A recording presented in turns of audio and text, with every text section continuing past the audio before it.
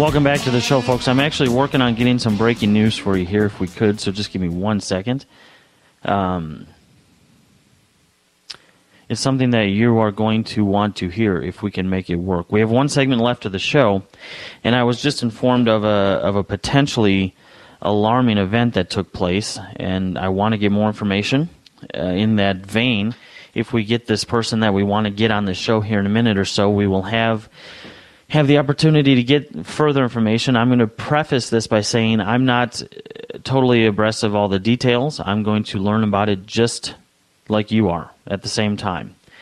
From what I've been told, somebody was taken into custody, and they were taken into custody, obviously, against their will by federal agents, including the FBI.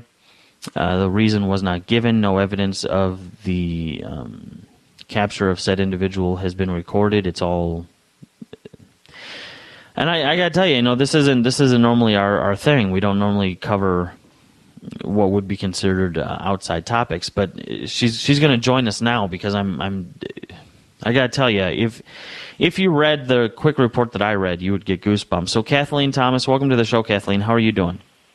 Hey, I'm doing fine. Thank you. Appreciate the opportunity to share what's going on in our country today. Thank you. Well, no problem. Tell us, please, what is going on, because like I told the listeners, I don't even have all the details. So quickly kind of give us a rundown of what you're here to tell us. Sure. Well, last night, I guess at approximately 7 o'clock, I was not at the property. I own two properties, and this is a rental property. My son does live there, and he was there. Everyone had left that also resides on that property, and the FBI, Secret Service, Chesterfield County Police Department showed up in a swarm on the property. They knocked on the door, and I do now know this side of the story because I have good news. Just spoke with my son about 20 minutes ago, so I have more details. Good. Yes. So what happened was they questioned him on his Facebook posts. He's been putting posts about what he sees going on in the country. He's a former Marine, decorated Marine. He served in Iraq and Afghanistan. Came back about a year ago. He does not have PSTD. He's not suffering from anything like that. He's very sane, very sound-minded. I speak to him quite often. I have another son. We're just strong patriots, and we believe in our country. We believe in our freedoms. We believe in our constitutional rights, and we're vocal about it. And we've done liberty marches, and we just stand for freedom. We're not violent, but we are very serious about what we believe. And he is a patriot. And he was questioned about why he was talking about the government the way that he was, and he proceeded to. Well, give us some examples of that. Hold on. Yeah. What did he say about the government? He's basically said that they're lying. That I can actually go to his Facebook post. If you give me 1 second, I'll go on there and do that, and I'll read some of them. I don't think. But basically, while you're looking that up, it's basically discontent with the current way the government is operating, and he was vocal in his expression that he's upset with the government, which is completely a patriotic thing to do. Matter of fact, it is the patriotic thing to do by our Founding Fathers' definition.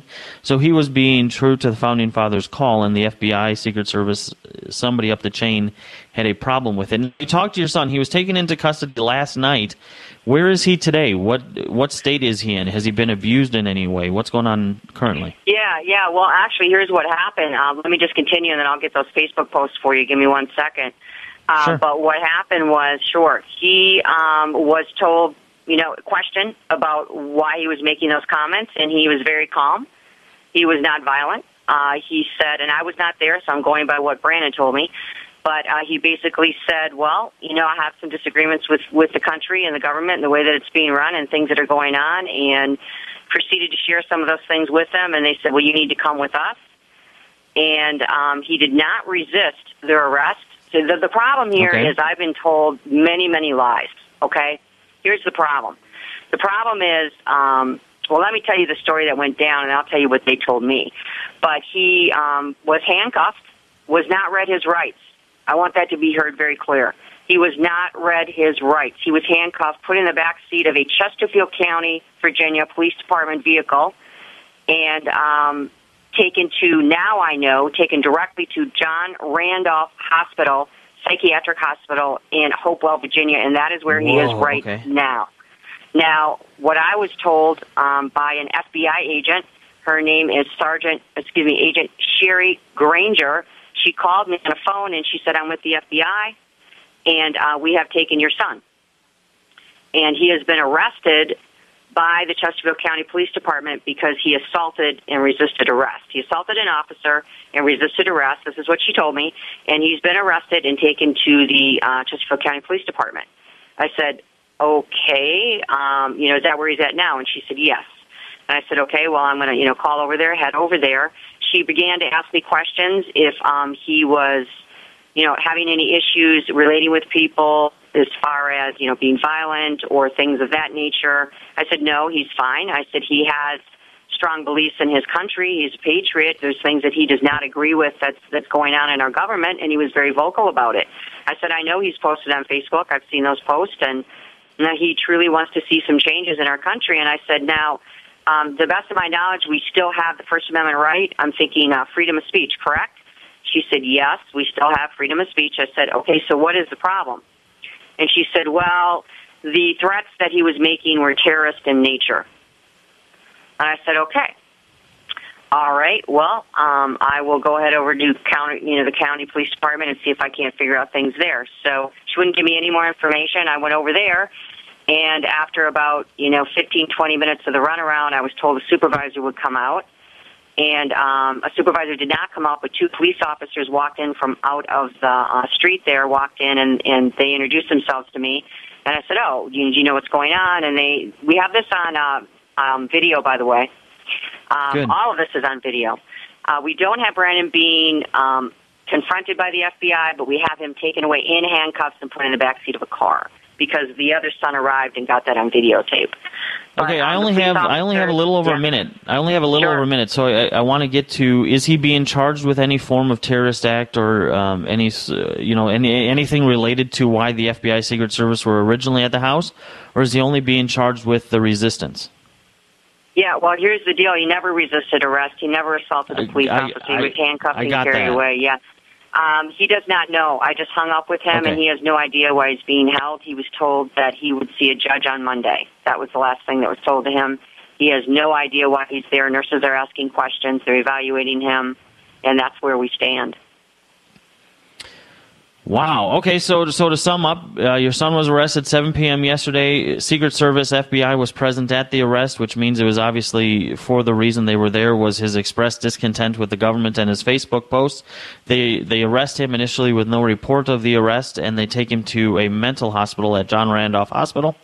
Then today you hear from your son, and he's okay, but he's definitely being held accountable for the quote-unquote resistance, and we're not sure yet if he's going to be charged with any terrorism that initially brought the law enforcement to the home in the first place, correct? Right, that is correct, and he was not arrested, sir. I was told he was by the FBI, but he was not arrested or charged of any crime. Well, currently they're holding him at... Yeah, but he was not arrested from what I'm told. Well, if he's not been arrested for anything, then he has no reason to go in front of the judge on Monday. So they obviously are looking for a way to keep him, which means that would give cause to the arrest for the quote-unquote resisting. So at some point, I would assume at this point, even if it's fictitious, they've charged him with something. Right, but he's not been told what he's been charged of. He's not been read his rights either. Unreal. Absolutely unreal. See, folks, this is what happens in America when you allow this to happen. This is absolutely insane. How many of us would be guilty? To be honest with you, when I heard this, I thought, oh my goodness, I better get ready because they're probably going to come in my door next. Because here I am talking to all of you about how the government is corrupt, and I know millions of you feel that way. You know, in Russia, they just had a case where their court upheld you can't be a dissident against the government without facing 3 years in prison. How many of us now fall under that category, and we're too numbed down, we're too naive, we're too neutered to even realize that we could be subjugated to a soft definition of terrorism. Anything from being a potential terrorist because you pay with cash at a coffee shop, you're sweating in a nightclub, you have a Ron Paul bumper sticker, you carry the Constitution. Bottom line is, if they want to define you as a terrorist, guess what, Bubba? You're a terrorist. And that's the country you live in if you don't stand up and do something to retain the freedom that we are losing at an alarming rate. All right, actually, we won't be back. That's the end of the hour today, but I'll be back tomorrow. So today, tomorrow, and as always, my friends, may your path lead to heaven, and may freedom follow in your footsteps.